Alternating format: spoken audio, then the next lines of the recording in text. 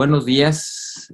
Mi nombre es Juan Alberto Peña Medina, soy otorrino pediatra adscrito al servicio de otorrino pediátrica del Hospital de Pediatría del Centro Médico Nacional Siglo XXI y tengo el gusto de darles esta plática acerca de esta patología tan frecuente en el paciente pediátrico, que es la obstrucción nasal. Vamos a hacer una pequeña introducción. La plática la vamos a resumir en 4 grandes puntos. El primer punto va a hablar sobre la fisiología nasal relevante de estas patologías que presentan el síntoma de la obstrucción nasal, generalidades del interrogatorio, la exploración y el gabinete, particularmente en pacientes pediátricos, una clasificación etiológica general de las patologías más frecuentes que causan este síntoma, porque hay que recordar que la obstrucción nasal pues, no es un diagnóstico, es un síntoma. Y igualmente un breve vistazo a estas patologías de forma específica, que, bueno, por obvio de tiempo no podemos profundizar de forma importante en cada una de ellas, pero trataremos de visualizarlas de forma genérica. Bueno, hay que recordar que este síntoma es por lo más frecuente en la patología pediátrica. Se asocia principalmente a infecciones de vías respiratorias, a gripas, a catarros. Dentro de los puntos importantes a recordar, hay que recordar de que el proceso inflamatorio o fisiológico de la obstrucción nasal, pues está mediado por una reacción vasomotora, neuroendócrinamente por el sistema autónomo. Hay que recordar también la particularidad del flujo nasal, que es una mezcla entre un flujo laminar y un flujo turbulento que permite un adecuado paso del aire hacia la parte posterior de la nariz y a las vías aéreas inferiores. Y por esto es importante entender tanto la participación de la válvula nasal como de la mucosa de los cornetes en esta función propiamente de la nariz. Recordemos de que en los niños la resistencia al flujo del aire puede ser hasta 4 veces mayor en comparación con el adulto. Hay una variabilidad importante de la resistencia en el mismo paciente, en el niño, en el transcurso del día, precisamente por el tamaño de la fosa nasal y también por la dinámica de los cornetes. Hay una disregulación por la edad en la cual no hay una sincronización tan clara del ciclo nasal.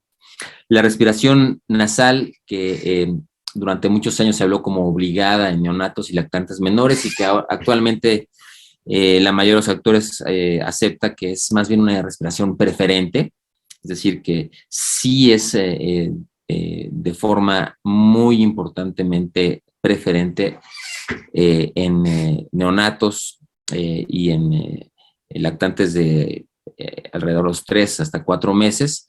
Está muy relacionada con la edad del bebé. Entre más pequeño, más preferente es la respiración oral.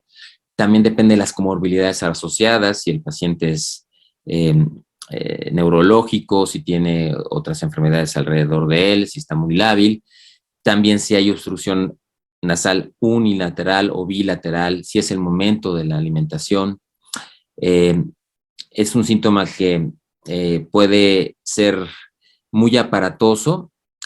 Sin embargo, hay niños que logran adaptarse de forma muy rápida a la respiración oral y rápidamente pasan de una respiración nasal muy preferente a una respiración oral con pausas durante la alimentación.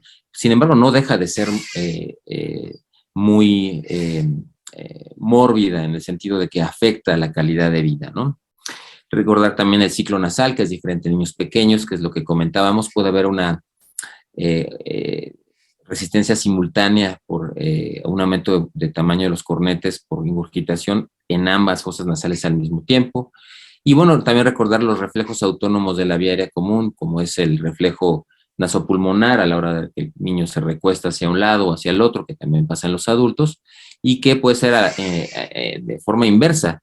Niños con obstrucción nasal anatómica o fisiológica, niños pequeños, pueden vencer o pueden relajar su resistencia pulmonar y ser más lábiles a presiones externas de la vía aérea, por ejemplo, en apoyos mecánicos ventilatorios.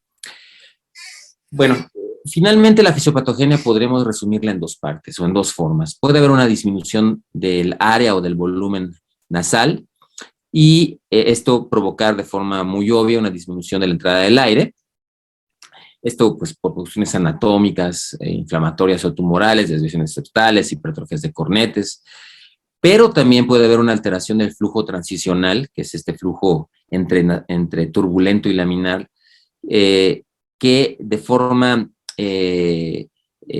final provoca una disminución del flujo efectivo del aire hacia la nasofaringe, y esto puede ser relacionado a daño en la mucosa de los cornetes, una disregulación neuroendocrina o autonómica de la función nasal, y también algunas alteraciones anatómicas, como por ejemplo las alteraciones valvulares de la anatomía de la válvula nasal. Las rinitis atróficas serían otro ejemplo de este tipo de alteraciones. Y bueno, finalmente ambas pueden provocarnos esta alteración de obstrucción nasal. Dentro del interrogatorio es importante recordar siempre la historia clínica. La historia clínica nos va a dar datos muy importantes acerca de la etiología del padecimiento y también de la gravedad del mismo, antecedentes familiares, traumáticos, uso de medicamentos de forma crónica, como por ejemplo los vasoconstrictores, enfermedades ya previamente diagnosticadas. El tiempo de evolución también nos da una pauta acerca de la etiología. Si la obstrucción nasal es bilateral, si es unilateral o tiene algún predominio de lado, aunque sea en báscula. Si la obstrucción es continua, si es intermitente, si hay factores que la exacerban o la mejoran. Y los síntomas acompañantes que muchas veces también va a ser una clave para hacer el diagnóstico etiológico, como por ejemplo, pues la tétrada alérgica en los pacientes con rinitis alérgica, deformidades nasales detectadas por el paciente como un síntoma, la presencia de hiposmia en caso de los pólipos nasales o de los tumores del techo nasal, la respiración oral o la voz hiponasal, el mal olor nasal en los cuerpos extraños o la rinorrea unilateral, la epistaxis en cierto tipo de tumores o bien en las desviaciones septales, alteraciones oculares que también pueden manifestarse como tumores, en fin. Ahora, la exploración física tiene que enfocarse al hábitus exterior, una alteración craneofacial obvia o datos de una insuficiencia respiratoria. Siempre la clasificación Silverman-Andersen es muy útil para evaluar la gravedad de la obstrucción nasal y qué tanto está afectando la función respiratoria global. Si hay una deformidad externa obvia de la pirámide nasal, la palpación del dorso óseo y cartilaginoso. En niños más grandes puede ser útil una maniobra de Kotle para evaluar la válvula nasal. En ciertos tumores puede ser útil la transiluminación, la pulsación también, el signo de Flustenberg en los tumores congénitos de nariz siempre es importante buscar. La rinoscopía anterior, que siempre debe tratar de hacerse con el rinoscopio pediátrico, pues nos da una mejor visualización. Y también es recomendable hacer una sujeción en niños pequeños de ser necesario, ¿no? Si el niño es muy inquieto y no se deja explorar, hay que evaluar el estado de la mucosa, el sitio de la obstrucción, la presencia de algún hematoma postraumático, el área valvular, si hay secreciones, y también es muy importante tratar de utilizar el vasoconstrictor tópico para evaluar bien la respuesta de la mucosa nasal y de los cornetes al medicamento, al vasoconstrictor. La endoscopía nasal diagnóstica probablemente sea el arma más importante que tenemos para empezar a hacer los diagnósticos diferenciales más precisos. Puede ser flexible o rígida, incluso se pueden utilizar endoscopios grandes, de más de 4 milímetros, aunque bueno, en niños pequeños siempre es más fácil hacer una endoscopía con endoscopios más pequeños. La visualización ideal para este tipo de pacientes sin perder nitidez es de por lo menos 3 milímetros en la endoscopía rígida. Y pues también la endoscopía flexible puede ser útil, es menos molesta para el paciente. En pacientes estables se puede hacer en consultorio, incluso en niños pequeños, siempre con anestesia tópica y con sujeción para evitar lastimarlos. En áreas críticas o pacientes inestables, se puede añadir también una probable sedación ahí mismo en la cama del paciente. Y siempre evaluando si el paciente tiene una insuficiencia respiratoria importante. Pacientes con insuficiencia más que moderada, llegando ya a grave, pues es posible que primero tengamos que asegurar la vía aérea. Y si no, por lo menos tener disponible un carro rojo para tratar de asegurarla en caso de que el paciente se comprometa en su ventilación. Ahora, de otra forma, pues es mejor hacerlo en quirófano, o bien si requiere algún procedimiento urgente añadido, como una extracción de cuerpo extraño que pueda traslocarse hacia la vía inferior, drenar un hematoma o reducir una fractura nasal externa, extensa. De estudios de imagen, bueno, las radiografías de senos paranasales no tienen tanta utilidad, tienen indicaciones específicas como ciertos cuerpos extraños metálicos en la nariz.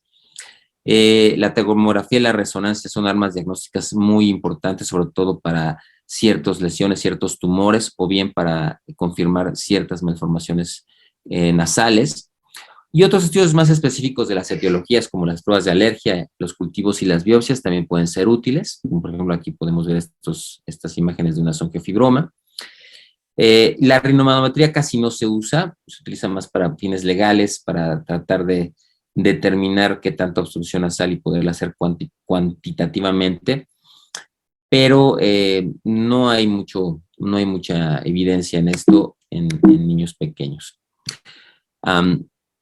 La clasificación etiológica la podemos dividir en básicamente estas: la congénita, la inflamatoria, la traumática, la neoplásica, la metabólica y la idiopática. Hay una obstrucción fisiológica en donde el paciente o los pacientes pueden sentir cierto grado de obstrucción nasal de tipo paradójica y también una obstrucción psicógena en la pubertad. Sin embargo, pues nos tendremos que enfocar más a la obstrucción nasal patológica. Y aquí principalmente tenemos las congénitas. Podemos encontrar pacientes con síndrome de Cruzón, con craneosinostosis de otro tipo, como este tipo de craneosinostosis en forma de trébol. Los pacientes con labio paladar hendido, que aquí podemos ver una desviación del tabique de la primera nasal muy notoria, secundaria a esta misma malformación del paladar y del labio, o malformaciones más severas, como por ejemplo esta prosbosis lateralis, como estas imágenes de un pacientito que tuvimos acá en el hospital, que además se relacionó con una atresia de Coanas. Otro tipo de malformaciones, como por ejemplo hendiduras faciales, como esta que es una hendidura 0, que aparte se agregó con una desviación septal. Este es un pacientito de una compañera otorrino pediátrica del estado de Colima, que muy amablemente nos hizo favor de prestarnos. Otras malformaciones más frecuentes, como esta, que es la estenosis de la apertura piriforme, ¿sí?, que cada vez se ve más frecuentemente y siempre se tiene que sospechar en pacientes con un megaincisivo central, que pueden dar mucha sintomatología. Las atresias de Coanas, ¿sí?, que actualmente vemos con menos frecuencia en comparación con las estenosis, por lo menos en nuestro hospital, en comparación con las estenosis de la apertura piriforme. Aquí vemos una endoscopia de un pacientito que se sometió a una permeabilización y otras tomografías que no son muy útiles para hacer el diagnóstico confirmatorio. Otras lesiones como los quistes congénitos nasales. Aquí tenemos un caso de un mielomeningocele de un otorrinopediatra de Ecuador, que también nos facilitó el caso clínico. O más frecuentemente los quistes dermoides, como el caso que tenemos aquí de un pacientito también de nuestro hospital, que requirió una resección del mismo por vía rinotomía externa, una rinoplastia externa para resección del quiste. Otros casos, como por ejemplo los quistes de Thornwald o los quistes branquiales de tercer arco, como este caso también que tenemos, que operamos ahí en el hospital, y que finalmente pues, tratamos la marsupialización. Otros casos como los craniofaringiomas o los cordomas, los teratomas, como estos casos más severos, o bien desviaciones septales congénitas, ¿no?, que pueden ser de nacimiento o incluso traumáticas por el canal de parto, como veremos más adelante. Inflamatorias, bueno, pues todos los virus respiratorios, incluyendo el COVID, pueden provocar obstrucción nasal. Infecciones de tipo bacteriano, que casi siempre se asocian al contexto de las rinosinusitis agudas o crónicas, que este es un tema independiente y más extenso. Tenemos también infecciones específicas como de difteria, klebsielas, tuberculosis, clamidias asociadas también a tracoma ocular, infecciones ya más típicas como las rinitis atróficas, la ocena, en las cuales la biopsia y el cultivo de tejido pueden ser muy útiles. Las sífilis, que cada vez son más extrañas, tanto las congénitas como las adquiridas, ¿verdad? Y que, bueno, a veces tenemos que sospechar, sobre todo en pacientes que tienen antecedentes de promiscuidad, VIH, violaciones, etcétera. Sin embargo, cada vez son menos frecuentes. Es más frecuente ver en ciertos casos con lesiones muy similares a lo que se conocía como la sífilis con afectación nasal, en otras enfermedades tropicales como la leishmaniasis, que es muy similar en las lesiones a las típicas lesiones de sífilis congénita y las gomas sifilíticas. Parasitosis, como por ejemplo los pacientes que tienen síndrome de Loeffler y que tienen parasitosis con salida hacia la vía respiratoria superior, las rinosinusitis fúngicas, como vemos en estos casos, que pueden presentarse con perforaciones septales o con bolfongos o folas de hongos, por ejemplo, y que requieren pues de bridaciones muy extensas, como en estas imágenes que podemos observar. Las rinitis alérgicas, ¿sí? Que pues tienen su tétrada alérgica, la línea alérgica que es muy característica en la exploración física. La hipertrofia adenoidea, que sin duda es una de las causas más frecuentes de obstrucción nasal y que se acompaña de una voz hiponasal con una facies adenoidea, que yo creo que todos ustedes ya son expertos en este tipo de patologías, y causas ya más de exclusión como el reflujo gastroesofágico o las rinitis medicamentosas, sobre todo asociadas a vasoconstrictores tópicos nasales. Las obstrucciones traumáticas, bueno, pueden presentarse a varios niveles. De forma aguda puede estar relacionada a un edema de la mucosa o bien a un hematoma septal y puede progresar hacia un absceso, que pues finalmente son urgencias que tienen que ser atendidas, o más adelante evolucionar hacia una desviación septal adquirida o bien a una deformidad en dorso de silla de montar o una perforación septal o una sinequia. También hay fracturas extensas como las fracturas del complejo nasofrontoetmoidal, como en el caso de estas imágenes, sí podemos ver en esta endoscopías de este paciente, de esta tomografía. Aquí podemos ver también otras lesiones traumáticas menos frecuentes, pero también posibles. Este es un caso que tuvimos en el hospital de un descenso del dorso nasal, una colapso nasal completo, secundaria un CPAP de un paciente neonato que tuvo una evolución tórpida, no le fue muy bien a este pacientito. También puede ser provocado por otros tipos de CPAPs, como por ejemplo los CPAPs en puntas, que actualmente ya en los pacientes neonatales no son indicados, no se recomiendan. Y bueno, finalmente la consecuencia de la inflamación puede ir hacia la hipertrofia de los cornetes, hacia la poliposis nasal, o bien también las consecuencias del trauma nasal, que pues pueden ser desviaciones septales, como el caso de estas imágenes, deformidades de la pirámide nasal, o bien conchas bulosas, que estas pueden requerir tratamiento quirúrgico si se relacionan con la enfermedad. Los cuerpos extraños también son otra causa de obstrucción nasal, pueden llegar a provocar rinolitos. Las neoplasias, probablemente las más frecuentes que vemos en nuestro hospital en adolescentes, los nasoangiofibridomas, como el caso de este pacientito. Cada vez vemos más pacientes con carcinomas epidermoides, como el caso de esta adolescente, y muy relacionadas al virus del papiloma humano. Pueden ser otras causas de obstrucción nasal. Los granulomas piógenos, que también son muy frecuentes en edad pediátrica. Los pólipos antrocoanales, que son tumores inflamatorios de tipo unilateral. Hay que recordar que los pacientes que se presenten con poliposis nasal, alergia a la aspirina y asma bronquial, siempre hay que sospechar un síndrome de Samter. Esta es una endoscopia de una resección de pólipos nasales con microdebridador. Y también tenemos que pensar en un paciente que tenga poliposis nasal, sobre todo si es pediátrico, en descartar una fibrosis quística que puede ser comórbida de forma muy frecuente.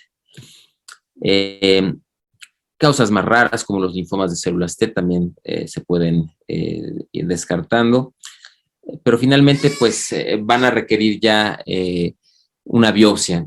Yo lo que recomiendo en pacientes con obstrucción nasal pediátrica es tratar de hacer un algoritmo diagnóstico. Primero, evaluar si el paciente tiene una afectación o un compromiso importante de la vía respiratoria, si tiene dificultad respiratoria. Si el compromiso es leve o moderado, se puede ir directamente a una evaluación diagnóstica con una endoscopía nasal rígida o flexible, o incluso un catéter 8 French para evaluar la permeabilidad de la nariz. Si el paciente tiene un compromiso severo de la obstrucción respiratoria, de forma inicial hay que asegurar la vía respiratoria. Y ya que se hace la evaluación diagnóstica, bueno, pues ya tenemos que ir descartando etiologías. En las alteraciones craneofaciales siempre es bueno apoyarse de una valoración por el genetista, hacer un estudio de imagen, igualmente en los tumores congénitos o adquiridos, y posteriormente evaluar una biopsia. Si la tumoración tiene aspecto vascular, definitivamente hacer un estudio de imagen con contraste antes de decidirse por este tipo de diagnósticos por biopsia. Si el padecimiento es infeccioso, pues hay que definir el tipo de infección, el tiempo de evolución. Generalmente, si está asociado a una rinosinusitis, hay que pensar primero en un manejo empírico, y si hay sospecha de infecciones más específicas, pues hay que hacer cultivos específicos y biopsias.